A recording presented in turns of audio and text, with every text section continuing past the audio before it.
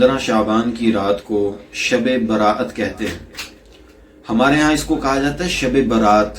तो याद रखें, ये लफ्ज़ बरात नहीं है बल्कि ये लफ्ज़ बराअत है।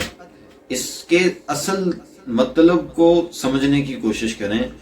अल्लाह माफ़ फरमाए कि आज तक हम सही लफ्ज़ ही नहीं जान सके कि असल लफ्ज़ क्या है। तो असल में यह लफ्ज़ बराअत है, बरात नहीं है। बरात तो उसको कहते हैं हमारी ज़ुबान में जो दुल्हा मियाँ के साथ कुछ लोग जाते हैं दुल्हन को लेने के लिए शादी के मौके पर, तो उसको कहते हैं कि जी बरात आई थी।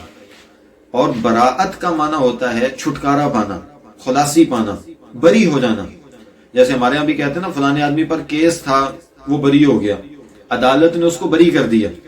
मतलब यह कि वो आदमी इस जुर्म से निकल आया, पाक साफ शुमार किया गया और अदालत ने बरी कर दिया, यानी उसको छोड़ दिया। तो बरात का मतलब होता है छुटकारा पा जाना, खलासी पा जाना और नजात पा जाना, किसी चीज से निकल आना। तो इस रात का नाम भी बरात नहीं है।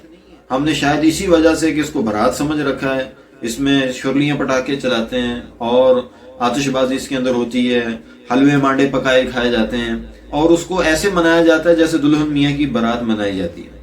तो मेरे भाइयों, ये बारात नहीं है, ये बराअत है, छुटकारा पाने की रात। क्या मतलब, इसको बराअत क्यों कहते हैं? इसलिए कि इस रात अल्लाह ताला की जानिब से बड़ी कसरत के साथ लोगों को जहन्नम से बरी कर दिया जाता है। जहन्नम के अजाब से लोग छुटकारा पाकर जन्नत में दाखिल हो जाते हैं। इस रात अल्लाह ताला की जानिब से खुसूसी मगफरत बंदों की तरफ मुतवज्जह होती है। ये रात आंसू बहाकर अपने गुनाहों से छुटकारा पाने की रात है, अल्लाह ताला की मगफरत को हासिल करने की रात है। तो इसलिए तो ये बहुत कीमती रात है। खुदारा इसको फजूल कामों में खर्च करके ना गुजारिए और इसको पटाखे बजाकर और आतिशबाजी करके और चिरागा करते हुए ही और सिर्फ इधर उधर घूमकर ही इसको मनाते हुए ना गुजारिए। ये रात मनाने की नहीं, ये रात अपने आप को बनाने की है, अपने आप को चेंज करने की है, अपने आप को संवारने की है।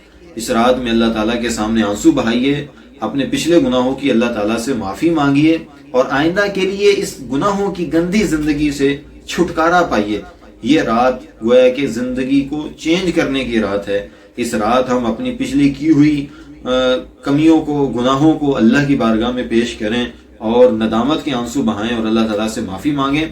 तो इंशाअल्लाह इस रात की बरकत से हम पिछले गुनाहों से छुटकारा पा जाएंगे और आइंदा के लिए हम अपनी जिंदगियों को चेंज कर लेंगे। तो इस अंदाज से अगर इस रात को गुजारा जाए तो वाकईतन ये रात हमारे लिए बायस से बरकत साबित होगी।